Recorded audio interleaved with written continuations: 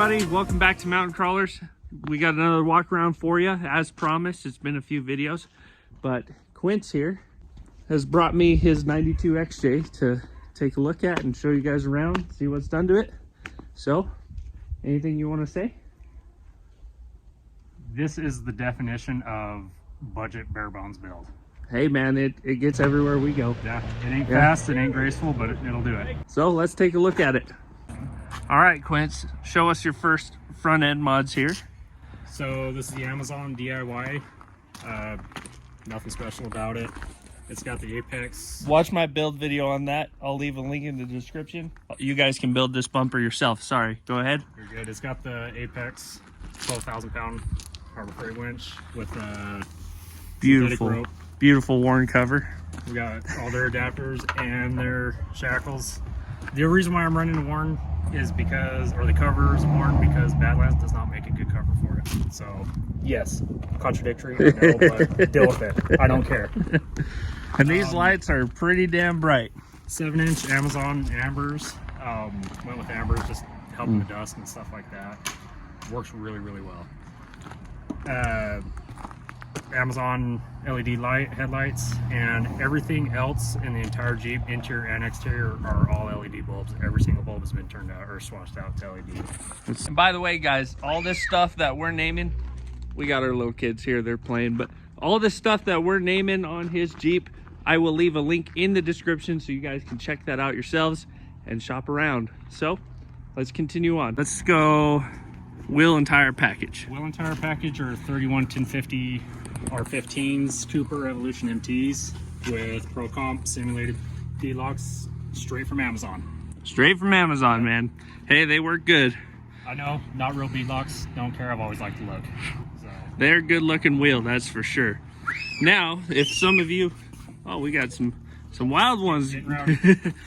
So if some of you have been following the channel, you would know exactly what this damage is from. And soon here, we've been talking about it.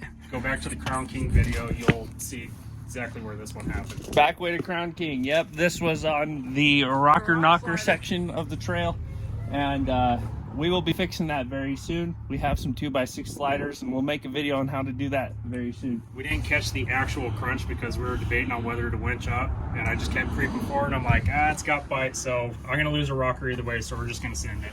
Yeah, it's still clears just fine, and we're gonna be cutting right here anyways. So once that slider's in, you'll never know it ever happened. Nope.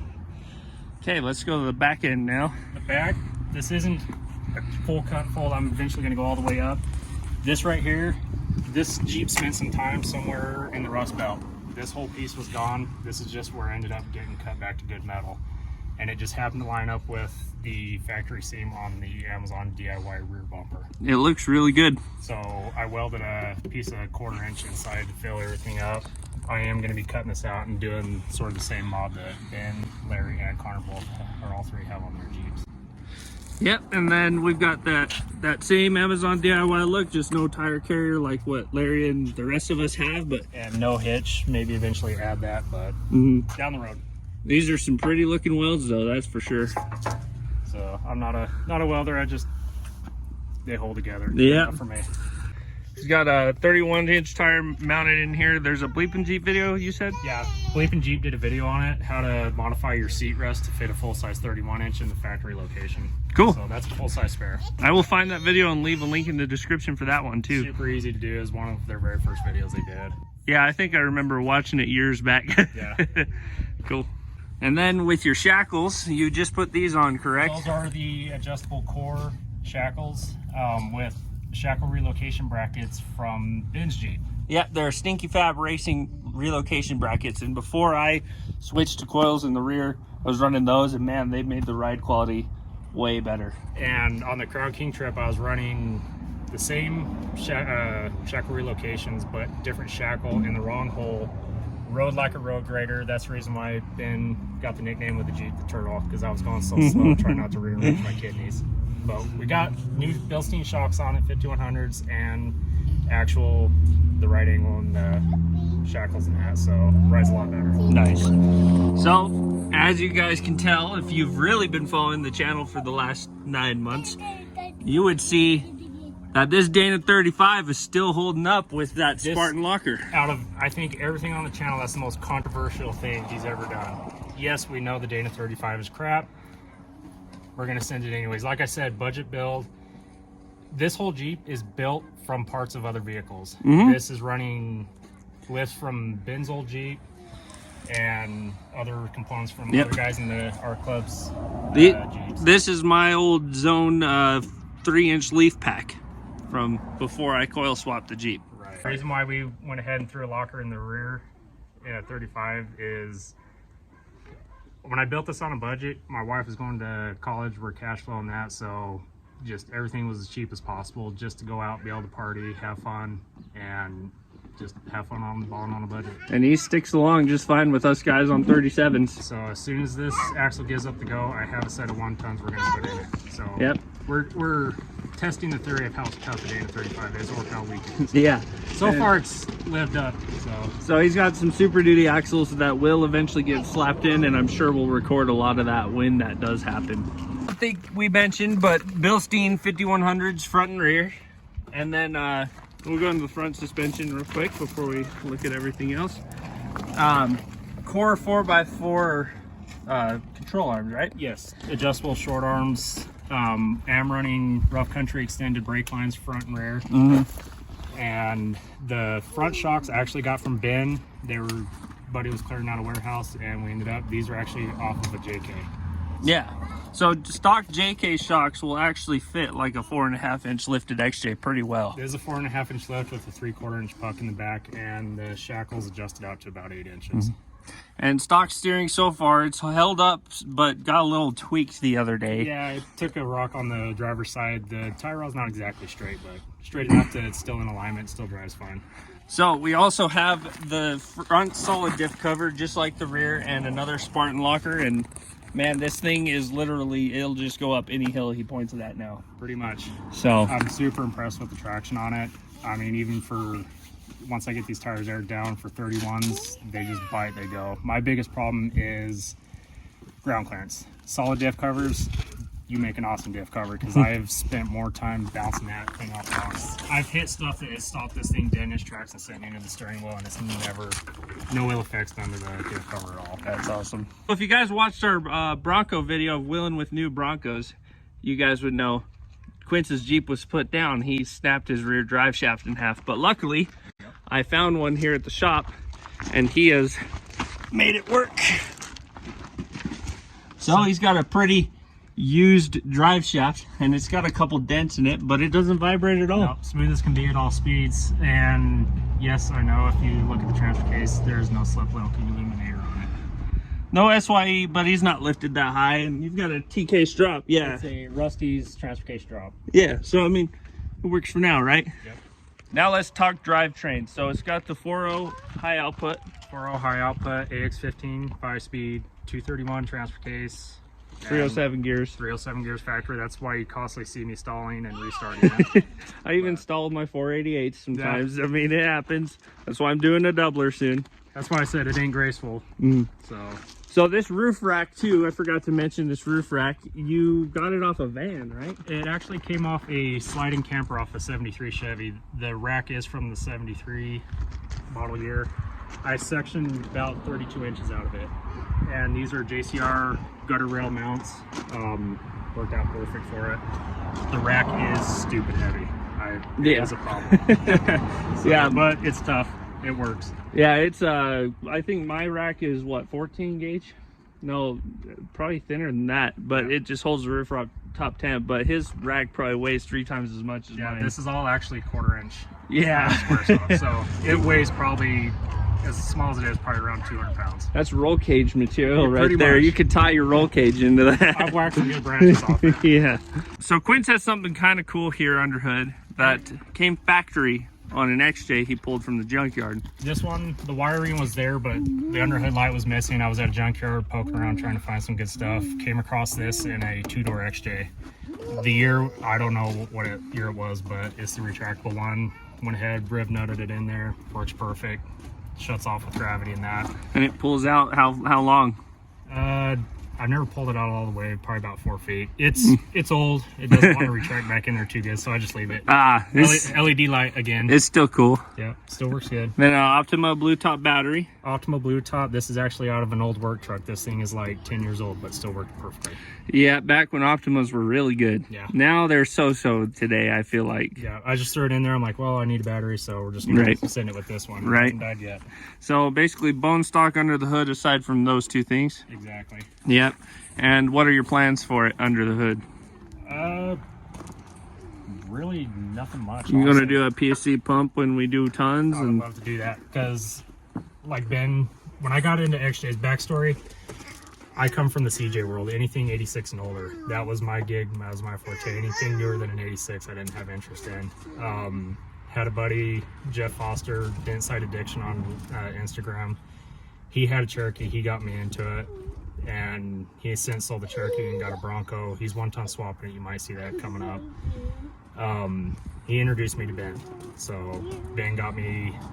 Jeff planted the seed of XJ's. Ben's really got me into that. Jeff was actually the one that found me this XJ bone stock. So...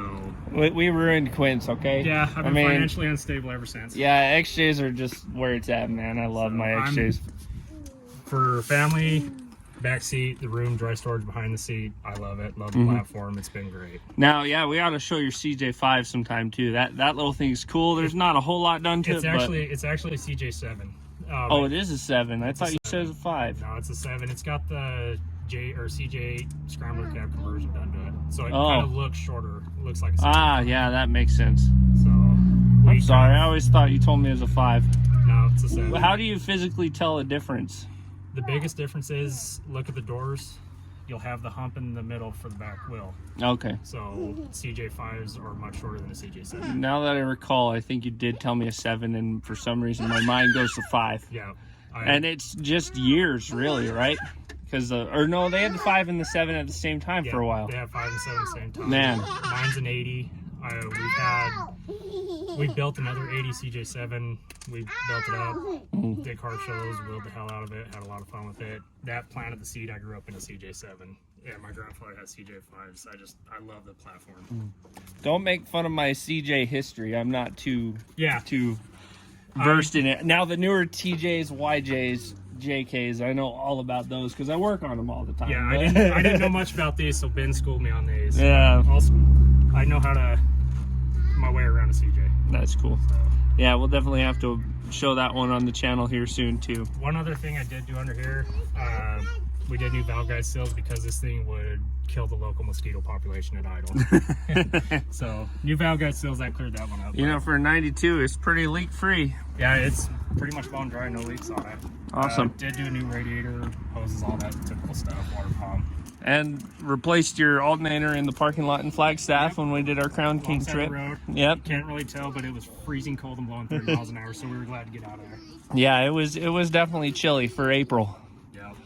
All right, so we'll show you guys the interior before we wrap up here. Interior's bone stock. We got rough country seat covers. Now, if you order rough country seat covers, the 97 to 01, they will fit these older models. You have to specify detachable headrests. That's how they work, but they fit all the same perfect. So, the other only real modification is all interior lights are LED from one-way lighting. If you watched our latest video, you guys will know exactly why these gloves are under his seat. Yeah, after that video, we added that. That has something to do with drive shafts. I kind of get some flack for this. The reason for this is cup holders, 44 ouncer, I can still shift. And they're not in the way. I think it's cool. So, trucker style. Yeah, trucker style. So. And was this headliner hard to put in? It was in there when I got it. The previous owner swapped it out. Oh, yeah. That was one of the selling points. So I didn't have to mess with that. So, that's why I bedlined mine. Yeah. I didn't want to ever do it again. Everything in here is manual. Manual windows, locks, everything. And that's the way a Jeep should be, honestly. That was one of the big selling points. When I got it, the console, everything was stripped out of this. The shift lever, when we go into 4-wheel drive to go into 4-low, you had to throw it into the back seat because typical factory shift linkage was garbage. So it has the as-is setup in it. Aussies is great, man. Yeah, super crisp. Yeah. I recommend it. You can literally just shift with a finger. I mean, it's super easy. Dude, for a 92, this thing is mint inside, though. Yeah, interior is pretty much perfect in it. Yeah, I mean, there's not many XJs around that are this clean, and it smells good, too, probably because of this, but... Yeah, after a long charge trip, it kind of smells like a fart and dirty diaper stuff, but... Yeah, man. I mean, this thing goes everywhere on the trails that us guys with 37s go. He has to pick his lines more, but it's still doable. So if you guys just throw a few lockers in your rig and want to go play with your buddies on bigger tires, you definitely can. You just got to be smarter about it. Go get yourself a shit box. Go spend a little bit of money on it. Go out and have fun with your friends. It's a blast. Exactly. All right, so we're just watching our boys today, so Yeah. they get to be part of the video. But Mom's at work, so... or your wife's at work? Yeah. And my wife is in Phoenix, so... Oh, yeah, exactly, yeah. So, Well, while the bosses are away, the boys will play. exactly. These two boys get to play. They're about the same age, so they have a lot of fun. Yeah. But Get yourself a Jeep, get your family out, yep. get them out playing, get them into wrenching. An XJ, a ZJ, even a 4-door JK is perfect for families. Now, the 2-door stuff is awesome, but it can be a little cumbersome when it comes to having kids. But it's all part of the fun. Jeep is definitely a family-oriented thing most of the time. Teach your kids to wrench, give them a hobby to play with. Exactly. He's my flashlight holder right now. Yeah. He's my tool stealer. Exactly. Get them into Jeeps. They won't have money for drugs or alcohol or anything else. And if they learn a manual, they'll never get their vehicle stolen in this day and age. Right. Well, guys, we thank you for watching. We hope you like this walk around of Quince's Jeep. Stay tuned on the channel because this thing's going to get built eventually here, and it's always in our videos. Quince is one of my main guys, so We're always breaking stuff on exactly. Yeah, we always break stuff on our shit boxes for sure. Yep. But we want to thank you guys for watching, and you guys have a wonderful rest of your day. We'll see you later. See ya. What's up, bud? You want in here? Here's some of